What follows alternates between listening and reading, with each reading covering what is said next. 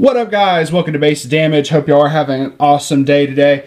And today I'm bringing to you a deck profile, continuing along the Bang Dream decks, and this is the Afterglow deck. I wanted to basically try to make a deck for every single band, and make it like mono, just that band. Maybe minus one or two cards, but luckily this one's all Afterglow. So there's no outside band members or whatever in there. But been working on this one actually a decent chunk because of the alarm mechanic. It's not something I'm used to. So usually it's like, okay, cool, I see this one card and it does this thing on field. I can remember this effect very easily. Oh wait, there's also this effect when it's on top of the clock, and there's a whole extra thing of it that's just, it's not a mechanic I've ever had to deal with. Maybe outside of one or two cards over the course of every set I've ever played. And that's usually my opponent's cards. Not even what I'm playing. So it's not something that I actively keep track of, but definitely have very much enjoyed playing this deck. I wanted to make this a budget deck. I really wanted to make this a budget deck. However, in the process of pulling Bang Dream stuff, there were a couple little expensive cards, and you'll see them in this deck profile. However, we're going to be getting another set, which is the multi-live set, and that's supposed to have more Afterglow stuff in it. So I'm definitely wanting to see what other Afterglow stuff comes in there and see if I can make a budget version of this later on, because outside of a particular level 3 that won't be shown until later, that is the only expensive card in this deck. There's a level 0 that's a double rare, and I'll show it when we get to it. But other than that, which is like $3 to $5 a piece, everything else is so fucking cheap. The rest of this deck is so cheap, it's insane. So you can make a cheap version of it based around the other level 3, and you're just going to be doing burn shenanigans off of that. But I'll show that when we get to it. But let's go ahead and get into the deck profile. Obviously, let's start with the zeros.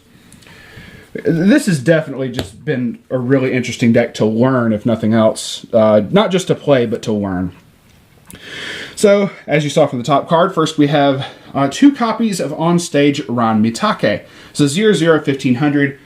When it's played from hand to stage, if the number of other characters your opponent has is 1 or less, so if they only got 1 character, you can give that character minus 3,000 power. And that is actually a very useful utility effect. I've seen this in some other sets. I know AOT had some kind of version of it that straight up got rid of it. Straight up got rid of whatever the card was.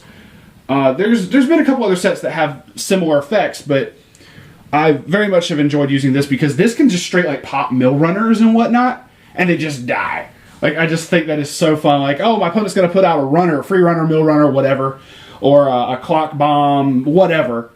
Especially or if it's when this card becomes reversed, like a Hibiki or whatever, just straight get rid of it. So, very, very awesome. Very, very, very clutch utility. It doesn't come in but so often, especially because it's also when your opponent only has 1. So I didn't feel the need to have more than 2 copies. But it still came up every now and then. Next we have 2 copies of this 00-1500 Swimming Trio Himari, and I am not going to try to say her other name because I'm going to butcher it. She's got 2 effects. When you play a climax, you can bounce her back to your hand and give a character 2,000 power till end of turn. Very useful considering how big your level 1 game gets in this deck. You really don't need a level 2 game at all. Your level 1s will just keep pounding stuff away. It's crazy. And this is where the alarm effect comes in. There's various timings on a lot of these alarm effects, but primarily it's at the beginning of the climax phase. Basically, at the beginning of the climax phase, if she is on top of your clock, the very top card of your clock, you can choose a character in your waiting room, add it back to your hand, and then discard 1 card. So neat little hand filtering there and getting back what you need. Go ahead and set up some plays for later. Then, one of the very, very useful cards of this set is 4 copies of this 00-1500 Pajama... What's it? Pajama Patient. I was about to say Pajama Party, and I realized, wait, that's not right. Pajama Patient, Tomoe, and she's the drummer. She's awesome. She's the brainstormer for the deck, and she's really good for that. So the brainstorm effect is pay 1, tap 2, Mill 4 for every climax, search your deck for an Afterglow. Straight up. Awesome. Good. Always good to have a searching brainstormer like this. But she also has an effect at the beginning of the climax phase. If you have a character with alarm on the top of your clock, you can give one of your characters 1500 power till end of turn. So even more buffage, and just so if you got like both of these, you can give a single character 3500 power. It's great. Then we have 4 copies of this 500 Ron. This is the other double rare of the entire Afterglow set. There's 2 double rare Afterglow cards. That's it. This is the only expensive card. If you wanted to do a budget version of this deck and you wanted any number of copies of this, they're $3 to $5 a piece ish. But she is a on reverse of the battle opponent is 0 or lower. You can, or when the battle opponent that reverses her is 0 or lower. Sorry, misworded. You can send that character, you can heal the top card of your opponent's clock and then send that character to your opponent's clock. So clock swap bomb is really good. Her alarm effect is at the beginning of the climax phase, you can choose one of your characters and it gets the ability until end of turn that when it attacks you can pay 1 stock and perform its trigger check twice. So basically, you know how when you declare frontal, declare side, whatever, you get to reveal the top card of your deck. So instead of when you go, okay, swing with this character, reveal, okay, no soul. You do that twice and you reveal a second card as well. So you pay 1 stock and you get a secondary, you get that stock right back. But basically, if the card ends up if each card ends up having like a soul trigger, you get to do, you get to add that much extra soul damage to it, which is pretty cool. It doesn't come up that whole much. I don't really use that effect a whole lot, but it is still a very, very good card, especially for the clock swap ability. Lastly, this is also a very good utility card. 4 copies of this 1500 Sunset Memory Mocha it's rare. When it's played from hand to stage, you reveal the top card of your deck. If that is a music character, add it to your hand and then discard 1 card. And then her alarm effect, let me make certain that I'm getting this correct. Okay, at the beginning of your climax phase, if this is the top card of your clock and you have 3 or more music characters, choose a character and that character gets 2000 power till end of turn. I think I was confusing the effects here. This is bounce back, give 2k. So if this is in the top of the clock, this gives 2k and then this gives 15. That's what I was thinking with the addition there, my bad. So that's 16 level 0s. And getting to the level 1s here. The level 1 setup here is actually very, very interesting. But it does include, right off the bat, one of my favorite climax combos of this set so far. And that is off of this Sugumi right here. That climax combos with this split 3k and a soul. Or split 2k and a soul, I'm sorry. I'm thinking another card. It's a split 2k and a soul. There's a 3k and a soul thing from like Konosuba, but it's because it's only to blue characters or whatever. So split 2k and a soul. Climax, but her first effect is during your turn, if you only have green characters, which the whole deck's only green, you're good. So she'll be a constant 1065 at that point. When her battle opponent becomes reversed, if you have the climax, you can look at the top 4 cards of your deck, up to 4 cards on top of your deck, and add a music character amongst them to your hand, and then discard the rest, and then give another character, then you can choose a character and give it 2000 power until end of turn. So if you do that, if the split goes to her, she's going to be like an 85 offensively during your turn. I've already mentioned just a few other buffs, but there's even more buffs in here. Just off of a couple buffs, you can easily get to like 10k as a level 1. It is very awesome. And then with multiple copies, they get even bigger. I've gotten easily one of them up to like 14,000 and killed level 3s at level 2. It is so awesome. So definitely a really awesome climax combo, especially in this deck with a lot of different buffing effects. Very, very powerful and really good plussing engine. I like it. Then we have 4 copies of this Tomoe as well as a 1035. She has 2 effects. Her first effect is as long as you have It was 2 or more. Sorry, I had to make certain I had the number right. There's various ones in here that's like 3 or more, 4 or more. And so I had to make certain I was telling you the right number there. As long as you have 2 or more music characters, which you should easily be able to get, she has a another on reverse effect. When she gets reversed by a level 0 or lower, or 0 cost or lower, sorry, my words are all mixed up today.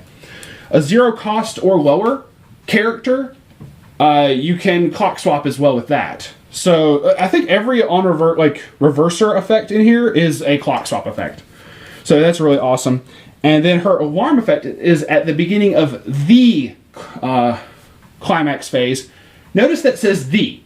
That doesn't mean just yours. Because a lot of people say at the beginning of your climax phase. So this alarm effect can go off on your opponent's climax phase, which is great. You can give another character encore until end of turn, which is great. So it's like, I want to make certain that my Tsugumi lives for another turn. Cool, at the beginning of your climax phase, going to give her character encore. Okay, continue. So you go ahead and give that, and then your opponent goes to do their damage or whatever, and still has it afterwards if that's not the top card of your clock anymore. So, lastly is 4 copies. I normally don't include like 4 copies of a level 1 backup, but I feel this card's necessary. It is a 1/0 500, but is a 1500 backup. Neat little, just for the sake of it. But more often than not, you're actually going to clock her and use her for her alarm ability. At the beginning of the main phase, another weird timing on the alarm. At the beginning of the main phase, you can swap her and another character in your waiting room, in the clock in the waiting room. So this basically means you can pick which alarm effect you want to go off if it's in your waiting room. Oh, I have this one in here that buffs, or I have this one in here that does the encore, or whatever. You can basically go main phase, swap them, and then by the time the climax phase comes around, or whenever the next alarm effect you want is going to trigger, that'll be able to go off right then and there. So 4 copies of this I feel is a must to be able to choose which alarm effect you want to go off, and it's really awesome in that regard. So, all right, so that is just 12 level 1s. I normally have a higher level 1 count. I'm going to try to go through this a little bit quicker. We only have 6 level 2s. We got 2 copies of this Tomoe. It's a 3000 backup for 1 stock, which is great. Her alarm effect, making certain that I get this right, beginning of the climax phase. This is another one of the weird ones. If your number of characters you have is 4 or more, choose one of your characters. That character gets 2000 power and a soul. So if you're behind on like a little bit of damage or whatever, you can try to push for some more damage with this. It's really great. You have 2 copies of, make certain I had all that right. 2 copies of this Tsugumi. Is a 2/1 level assist. She has an act to tap her. Look at the top card of your deck, leave it on the top, or put it onto the bottom of your deck. And then an alarm effect to make certain I get this right. If the number of characters you have is 3 or more, at the beginning of the climax phase, choose one of your characters. That character gets 2000 power till end of turn. So another 2k buff. Another really good effect. And then we have 2 copies of this 2/1 Himari. She is the anti-change reverser at level 2. Her battle opponent, if she gets reversed by the battle opponent, if it's a higher level than your opponent's level, you can clock swap that, which is really good. And then her alarm effect, gotta make certain I get this right. If the number of music characters you have is 4 or more, another weird number, but it's all good. At the beginning of your climax phase, you can put the top card of your deck into your stock. Produce a little bit of extra stock, especially if you went ahead and did this effect first. Top, okay, cool, I know exactly what this is. Cool, I don't mind if I blind stock it afterwards off of this effect. So, neat little synergy there. And that is it for the level 2s. Sorry if I'm going a little too fast here. I can't help it. I have to go ahead and get through this. So, now to the level 3s. And everybody's going to love this. So, the first level 3 is the 3/2 10k Ran. This is the one I would say you could base the entire in-game off of, because her first effect is actually really good. On attack, pay 1, mill the top 3 cards of your deck to the waiting room, and for every alarm character amongst them, try to burn your opponent for that much. So at most you can burn for 3. That's actually a really good burn effect, considering, if I remember my count correctly, all but it's the 4 Tsugumis, the 4 here, the 2, and the 2, and the climaxes are 8. So you're looking at like 18-ish cards that aren't alarm effect. So that's about it, if I'm remembering my numbers correctly here. I'll have to double check later. But so you could also tweak that as far as like changing out a couple cards here and there, especially like the other level 3s and whatnot. And you could make it so almost every single card in the deck is alarm, and be able to try to burn for, 2, 3 or so every single attack for one stock is actually fairly nuts. Considering something like Last Shot Xenon burns for 4 after you pay, like, 2 stock, discard a card, and it's on a climax. So I know it does more, but it's still in the same burn amount. That's actually pretty awesome. But there have been games that I've won off of just being able to burn for 1 with this effect, so it's really good. Her alarm effect is also one of the more useful ones in the set. At the beginning of your main phase, make certain I have this right. Main phase. You can, if this is the top card of your clock, you can pay 1, put the top card of your deck on the bottom of your clock. Basically, it deals you a damage, but since it puts it on the bottom of the clock, it doesn't mess up your alarm effects in case it's not an alarm card. You can search your deck for an Afterglow character, add it to your hand. So you basically can just on demand at like level 0 and level 1 get more copies of your level 1 combo or whatever you feel is necessary at the time. So you can definitely set up whatever you need to off of this card, and it's one of the more useful alarm effects, absolutely. So I definitely feel 4 copies of this is mandatory. But this is also a very fucking cheap card. This is probably like, I think a quarter, maybe 50 cents a piece, somewhere in that range. And lastly, 4 copies of Mocha. Yeah. This is the expensive card in the set because it's like, at the time of this recording, floating around like 30 bucks. Like 25 to 30-ish dollars. So, definitely cannot call this a budget deck because of this card, but if this wasn't included, this entire deck is cheap as balls. I want to say like maybe less than $30, if that. And that's if you want to count multiple copies of the Ron. So, the level 0 double rare. So, has a climax combo with this gold bar. So, 1k1 gold bar. On attack, if you got the climax, look at the top 2 cards of your opponent's deck. You can send any of those cards to your opponent's waiting room. So basically, oh, you have some climaxes on the top of your deck. Get the fuck out of here. And then you can put those cards back on, any cards you didn't discard back on the top of your opponent's deck. Then you could do the same to your own. You can look at the top 2 cards of your deck, send any of them to the waiting room, and then the rest go back on top of the deck in any order that you choose, which is really awesome. Make certain that I did not forget any effects on that. No, that is the correct effect. Just want to make certain.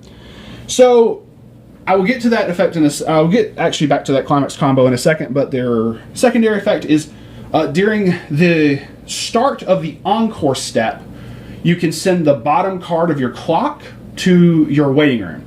So it heals, but it heals at the encore step. Once again, it's set up so that you don't interrupt your alarm effects. So you can get all of your alarm stuff off, because most of the time, this will go off when, like a lot of on-heal abilities are just when the card's played. So if you wanted to do a particular alarm effect, and then you healed immediately after that, that's gone. So this says, okay, cool, you're still gonna get your alarm effect, and then you heal at the encore step, and you're good. So, really good, really awesome. It's also the turn that she's played from hand to stage. So, one of the more useful effects of this is swinging with her last. And you can dig cards off the top of your deck, or arrange your deck in such a way that, oh, cool, I see that one of the top 2 cards I'm about to get is a climax. Let's make certain that's the second card on the top of the deck, so I trigger, the card that I trigger isn't a climax, and then as soon as my opponent attacks, oh, boom, climax, done. So, canceling, really good deck manipulation in that regard. And I've done it a couple times where my opponents had 2 cards on the top of their deck that are climaxes, so it's like, oh, get the fuck out of here. So, really awesome, but once again, I realized this is not a budget card. I got lucky. I ended up pulling a play set of this between like 2 boxes, so I was very surprised. So, I was like, fuck it, I'm gonna use them in a deck. But if, when the multi-life set comes out, and if we end up getting like another Bang Dream set, which we probably will, considering there's like still 1 season of Bang Dream going on airing anime-wise, and then another has already been planned I can easily see them making more sets for Bang Dream. And then just to round out the climaxes, just to show, because I already showed them, but it's whatever. 4 copies of Let's Start a Band and 4 copies of That Is How I Roll. And that is the deck. I'm just scooping cards up over here real quick. So definitely very much enjoyed this. It took me a little bit longer to make this deck profile because I actually had to take a while to understand the synergy of the alarm effects and tweak some ratios and whatnot. But other than that, it is a very interesting deck. It's fairly consistent. The level 1 combo is stupidly cheap. This is an amazingly good budget deck outside of the level 3 mochas. You could still base a deck off of the level 3 Rand completely and still make a very damn good budget deck. And this can do some damage. This deck can get big and run shit over and not give a fuck who it runs over. And that is just so awesome to me.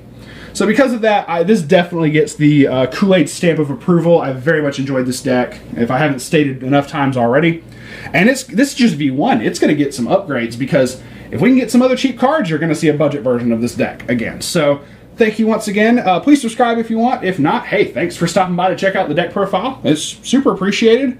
And we'll see y'all on the flip side. Peace out for now.